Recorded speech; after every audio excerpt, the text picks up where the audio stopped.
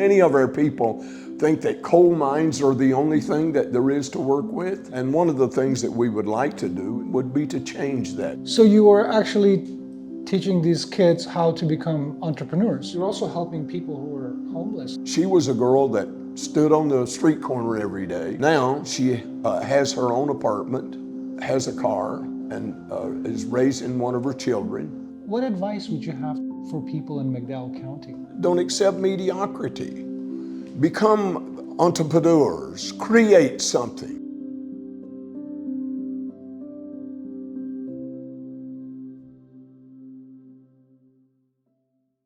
I ran across one of the videos that you were in online, so I wanted to come and meet you in person.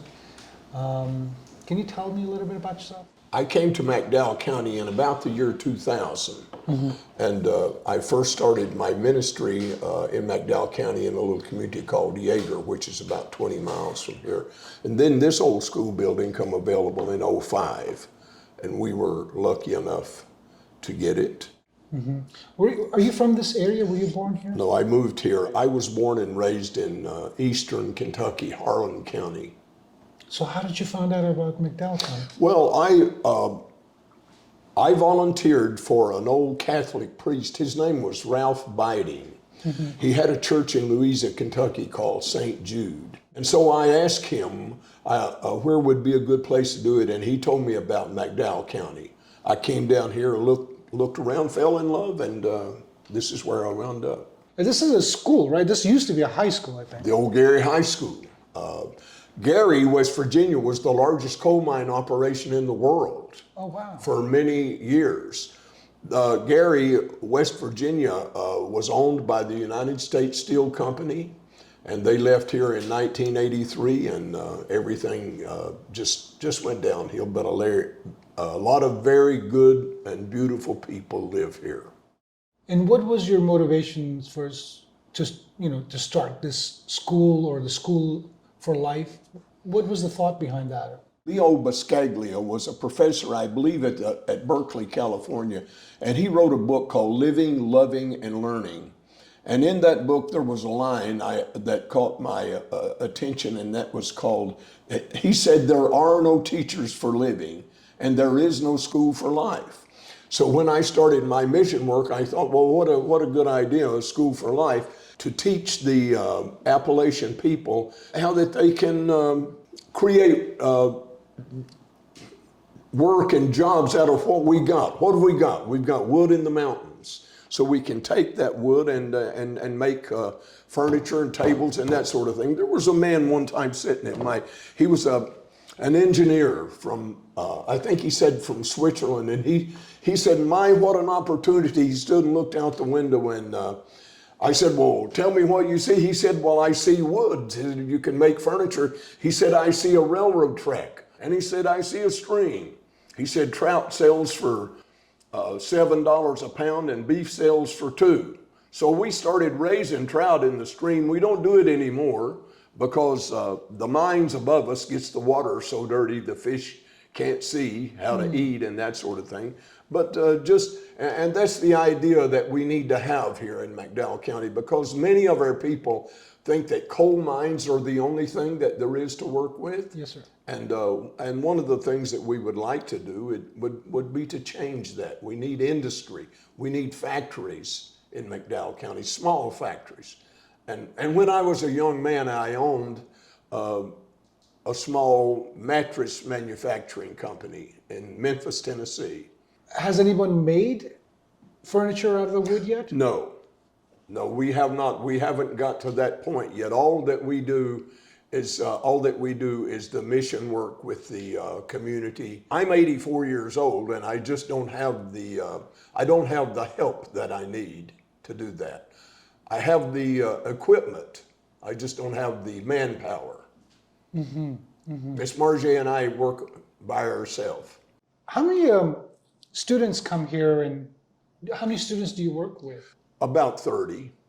And that's Miss Margie now. Miss Margie has about 30 children in her ministry, and most of them are girls. I think one young man or so, but she teaches those girls how to be little entrepreneurs. They have a nail shop, and they have a gift shop of gifts that they make, and other things that she does. T-shirts, we print T-shirts. Wow. So you were actually teaching these kids how to become entrepreneurs Exactly. because you think that's what's needed in this county. Well, sure, yeah. Because there's no jobs. So if you start your own business, then you can create the jobs. Exactly, there you go. You're also helping people who are homeless as well, right? Oh yeah, we take in homeless people and house them here. I'll just tell you about one girl. I'm not going to mention her name, but she was a girl that stood on the street corner every day for about, I guess, probably 10 years of the time that I was here. Miss Marjay took her in and made her go to school to become a nurse's aide. And now she has her own apartment and has a car and is raising one of her children. Bodie Slusher is a young man that he said that he's never known his father. He lived in this very room, as a matter of fact, for 2 or 3 or 4 years. I don't know how long it was. And now he's got a good job working. He's working at a new mining company that has come to town. So it's not every day that somebody will devote their life to a project like this. And I'm just curious, was there something early on in your life, in your childhood maybe, or in your teen years, that made you want to get involved and give back in this way? Well, when I was a young man, I worked at Serta during the Serta mattress manufacturing company during the daytime. I went to Memphis State University at night. I later started my own little mattress business.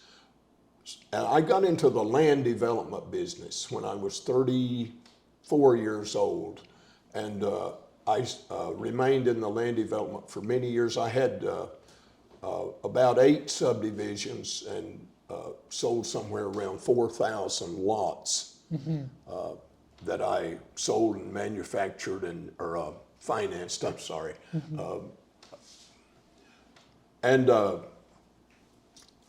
when I got deep into drugs, and when I decided to get myself straight, I started going to church, got involved in the church. I was on the board of directors of a church, taught children's church, led the choir and that sort of thing, but still yet I felt all I was doing was going to church. And so I started a prison ministry. And then I had heard of this Catholic priest. His name was Ralph Biding, and I called him one day, told him I wanted to meet him, went to his house and met him, and I volunteered for him for 7 years. And I liked this type of work, and here I am. Wow. So you turned your life around yourself. Exactly. With the help of God. Exactly. With the help, I could not have done it without God. So, what's the best part of your work now today? What is it that makes you so passionate about what you do? I mean, what's the best part of what do you enjoy about your work most? Well, I enjoy the mountains, number one. I enjoy living in the mountains, but I enjoy working with the people and seeing the change in the people and seeing what the church can do. Jesus said, "You fed me when I was hungry. You clothed me when I was naked. You visited me when I was in prison."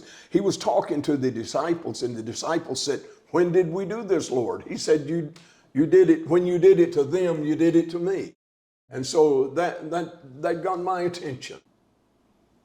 McDowell County has been known as one of the poorest counties in America. Yes. And I'm speaking with you, and you're so enthusiastic, and you have ideas, and you're so passionate about your ideas, and it sounds to me like it's successful and it's working. So is this something? Can your ideas be incorporated throughout McDowell County and Well, not sure. just Gary? Sure. Small manufacturing can be done anywhere, and that's what this county needs. We need industry other than the coal. Coal is good and coal is fine, but we need more than coal. Our government could be more helpful through helping young entrepreneurs start small businesses. Right. So there's a solution. I mean, Exactly. yeah. And we've been searching for these solutions. So entrepreneurship. So what are your goals long term? What would you like to accomplish? Well, I'm 84 now, so I'm going to retire pretty soon and let Marjay take over. But, well, my goals here are really to work with, I'd like to work with more young entrepreneurs in creating small businesses. And these young people are from Gary?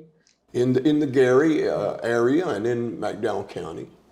Really? So Yeah. outside of Gary, people are also coming here? Yeah. Oh, we have people from all over the county that we work with and that we help. Is there a message that you have for people outside of McDowell County who care but don't know how to help or what to do? I mean, what advice would you have what message would you have for anyone outside of McDowell County watching this? If they want to help. You're never too old to start a new beginning. And people are never too old to help. If you can't go, then help through giving to the people that are doing the doing. You know, it's amazing because your energy is very different than a lot of people that I've talked to, you know? Really? Yes, you're very driven, very passionate, very focused, and you've got ideas that you're so sure that will work. I was in the world of selling all my life, and in the world of selling, you have to be positive. Yeah. You have to be motivated. Yeah. You have to be enthusiastic. And driven. Life is only boring to people who are bored. If you're bored, go find something to do. But do something, you know, and that's the key. Happiness is an inside job. Do you think that you're doing this because I'm just trying to get to the bottom of, you know, why you're doing this? Is it because you rescued yourself? Is it because you love God? Is it because you love children? Is it all of that? I'm following Jesus. Jesus said, come and follow me. You know, and the disciples, as he started his ministry, he would just go along, he'd say, come and follow me, and they'd drop everything they were doing and go right then. Well, if we're going to follow Jesus, number one, what did he do? He said, he fed the hungry. He had a healing ministry. And that's, in my opinion, what I'm doing. I'm doing more than just going to church. So when you wake up in the morning, do you feel like, you know, you're on purpose and excited about the day, or do you feel like, oh, this is going to be another day? Oh, I never feel like this is going to be another day, you know, because I'm going to get up and get the best out of every day that I can, and I think we all should. So what would you like to accomplish over the next years to come? What I need here is a man and woman to come and help get the kids started or the adults started that want to build the furniture out of the mountains, the rustic furniture that we can bring out of the mountains and sell it. We have transportation to the world, you know, trucks and trains. And that can be done here in McDowell County. That would be a beautiful thing. Yes. So you like to take that idea and turn it into a reality. Yes.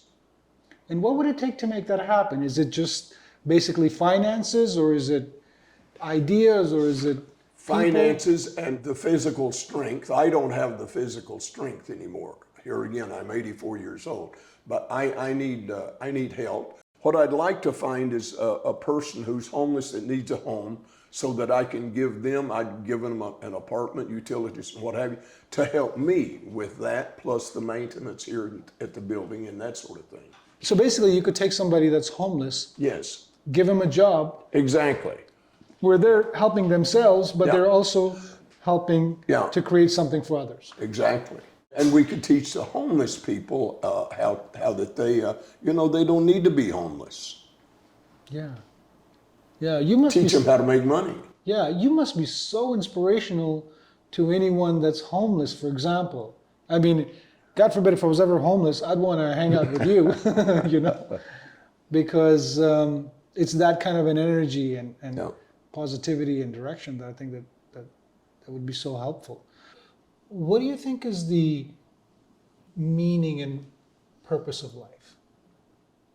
The Bible tells us we're to love our God with all our strength and all our heart and all our soul and all our mind, and to love our neighbor as ourselves. And I think if we can just find a place in life where that we can just be happy with who we are, where we are, how we are, I think that would be a good meaning and purpose in life.